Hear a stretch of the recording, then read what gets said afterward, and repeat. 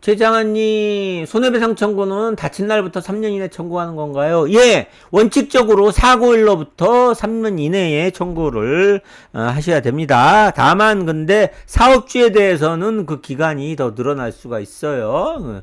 소멸시효, 손해배상 청구권 소멸시효 관련해서 다시 말씀드리면은 자, 이제 산재 사고가 발생했어요. 산재 사고. 예. 그래서 뭐 2025년 만약에 오늘 산재 사고가 발생했다. 그러면은 불법행위 이게 손해배상이 불법행위에 의한 손해배상이 있고 예. 채무 불이행에 의한 손해배상이 있어요. 근데 뭐 불법행위 손해배상이나 채무불이행 손해배상이나 손해액 산정하는 건 똑같습니다. 예, 근데 그 원인 되는 게 다를 뿐이에요. 그래서 요 불법행위에 의한 손해배상의 소멸시효는 3년이에요. 그래서 요거는 25년 6월 11일이니까 3년이 되면은 5, 6, 7, 8 그러면은 2028년 6월 11일까지 예, 요때까지 소장을 법원에 제출하지 않으면은 그 손해배상 청구권이 소멸을 해요. 근데 채무불이행에 의한 손해배상 청구권은 10년입니다. 그래서 10년이니까 2025년 6월 11일 날 사고가 났다. 그러면은 2036년 6월 11일까지만 청구하면 됩니다.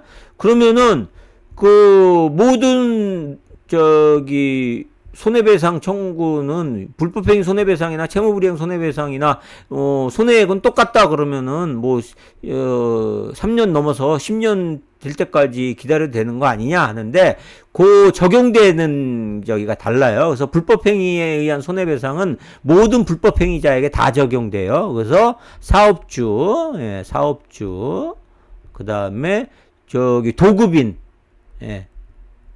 그 다음에 직접 가해자 있죠. 뭐 동료 직원 같은 분들, 동료 직원이 프레스 기계에 프레스 버튼을 눌러서 사고가 났다. 이런 직접 가해자, 이런 사람들을 보통 제3자라고 합니다. 이런 제3자, 이런 사람들의 경우에 이런 사업주, 도급인, 직접 가해자 이런 사람들 같은 경우에는 불법행위에 의한 손해배상 이 적용이 돼서 3년의 소멸시효가 적용이 돼요.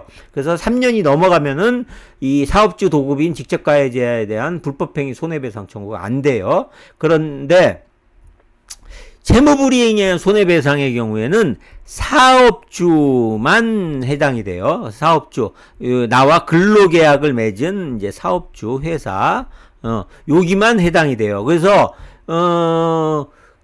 산재 사고가 발생한 날로부터 3년이 넘어간다.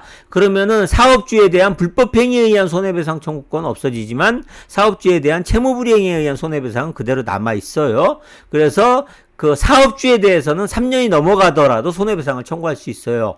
그런데 3년이 넘어가게 되면은 도급인이나 직접 가해자에 가해자에 대한 손해배상 청구권은 소멸해서 없어져요.